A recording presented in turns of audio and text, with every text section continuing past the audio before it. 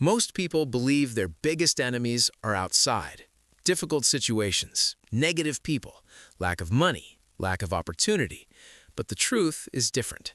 The strongest enemy and the greatest ally lives inside the mind. A single, uncontrolled thought can destroy courage. A single trained thought can build a future. Today's story is about a man who didn't conquer a kingdom, didn't build an empire, didn't defeat an army, but mastered something far more powerful, his own thoughts. And that changed everything. In a busy riverside town lived a young craftsman named Daniel. He was skilled with his hands and known for his detailed woodwork. But despite his talent, his life was full of struggle. Not because of lack of work, but because of his restless mind. Whenever he started a project, his thoughts attacked him. This won't be good enough. Others are better than you. What if the client hates it? Why even try? He would begin with energy and stop with doubt. Begin again, then abandon again. Half-finished chairs, broken designs, wasted wood. His workshop was full of them. People started saying, "Daniel has talent but no consistency." That hurt more than failure. One afternoon, after ruining another piece out of frustration, Daniel closed his shop early and walked toward the river. He sat there, throwing small stones into the water, replaying his mistakes again and again in his head. An old monk who lived nearby often came to the river to collect water. He noticed Daniel's tense face and asked gently, "Why are you fighting the river inside your head?" Daniel sighed. "My thoughts never stop. They pull me down every day. I try to work, but my mind defeats me before the work is done." The monk sat beside him and placed the water pot on the ground. "Come tomorrow morning," he said. "Bring nothing but your attention." The next morning, Daniel arrived. The monk handed him a small wooden bowl filled to the top with water. "Walk with me," said the monk, "and don't spill a drop."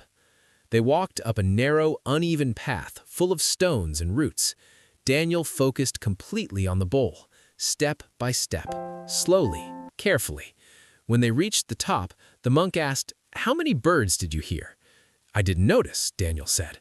"How many people passed us?" "I don't know." The monk smiled. "Why not?" "I was focused on the bowl." The monk nodded. Where focus goes, thoughts cannot wander. Daniel frowned slightly. "But when I work, my mind runs everywhere." "Because," said the monk, "you let every thought speak like a king. You have given your mind a throne. You must make it a servant." That sentence stayed with Daniel. Over the next few days, the monk taught him unusual exercises. Sit for 5 minutes and watch your thoughts, but don't follow them. Name each thought: fear, doubt, memory, worry. Then let it pass. Return attention to your breath each time. At first, Daniel failed badly. His thoughts were loud and fast. But slowly, he noticed something surprising.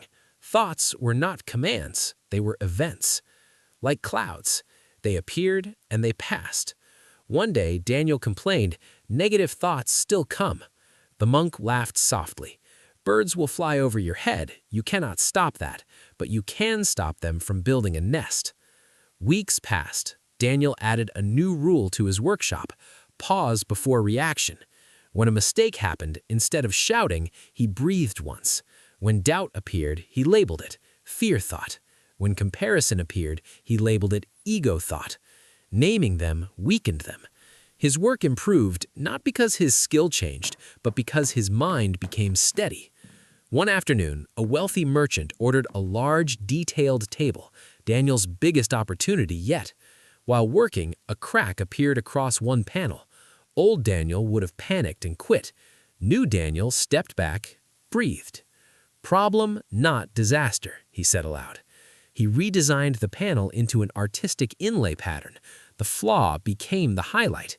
The table became his finest work. Orders increased, reputation grew, but more importantly, his inner noise decreased. Months later, Daniel returned to the river and told the monk, "My thoughts obey me more now, but sometimes anger still rises too fast." The monk picked up a stick and drew a circle in the sand. "This is the space between thought and action," he said. "Most people have no space. Thought becomes action instantly. A trained mind creates space.